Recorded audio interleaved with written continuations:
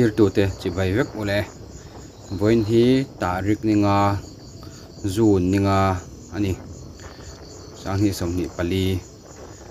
ZMC kong kan tlan me ka ni tu hianin tu hnai ro sur na sa wang khan ZMC kong hi leimin na satakin anoa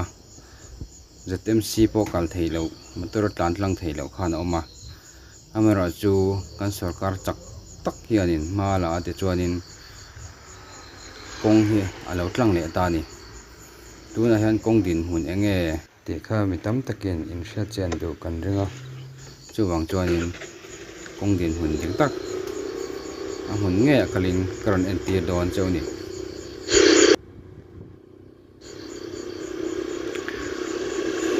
kar khat chung ruah sur le to lawa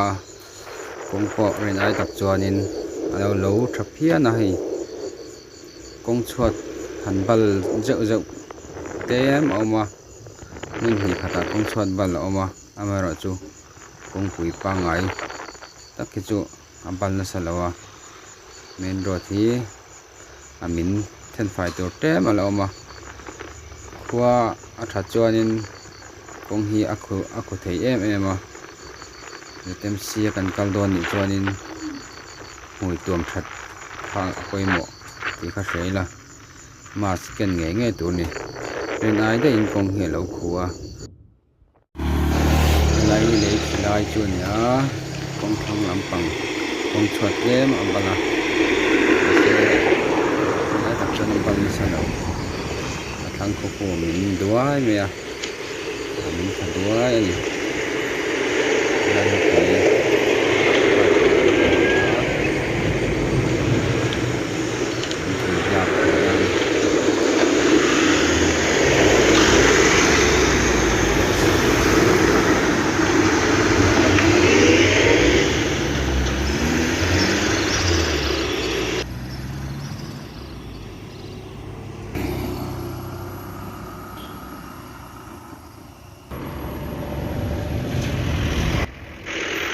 sarkar chak tak malang na in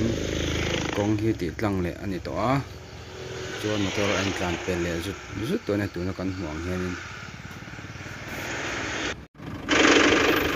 kong min na sa zual mun hi khata ala oma JCB hianin le khen ne kan ni kan huang hianin JCB hian han thok anga chuan kong chia te ma zong khun khai tur ala mani wa thata ro sur lawa na te thwa ni chuanin kong thatak kan lo nei seila chuanin hne kong dung khim hrai chuanin tur din hna chuanin tan khulom le kong nal le kong sele tu kha a om lo ni tam takin in local kurang kan hurre rang lo tu ani ZMC kong hi tuan tin hna chuan atlang thriau ani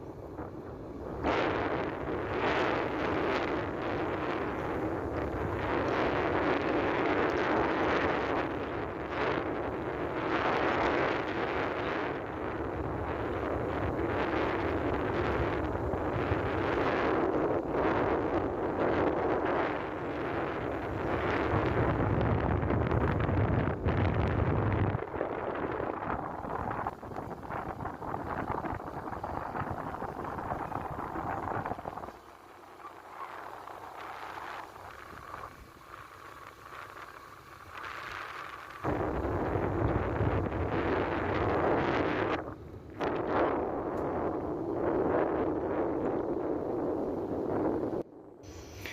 kan hmuh tak ang khan kawng din hmun chu khatiang kha ani a ngai zel phei te pawh lung tla thut thut thei ani a ruah sur lai pawn surlo lai pawn lung tla thut thut thei din hmunah a din awangin kan tlan phei nih pawh hianin fim khual takin tlan ila a tha awm e ruah surlo chuan ren ain boruak hi a khumah amah vai vut hi ela tam lutuk a thim phei lamah hianin current pawh awm tha tawh a amaerawh chu tui pipeline te kha a chhiat tam em awangin tui hi an la dawng tha hleh thei lo a tuiah hian harsatna an la nei ani leimin hi a tam hrim hrim a tun tuma ruah sur zet zawng a tam aniang khawi hmunah pawh leimin a awm deuh vek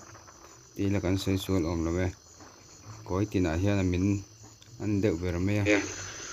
khati zawng kha tun tuma ZMC kawng update har ber ka rawn tih chhuah thei te chu ani e thlir tu te ka channel mi lo thlir sak thin awangin kan lawm e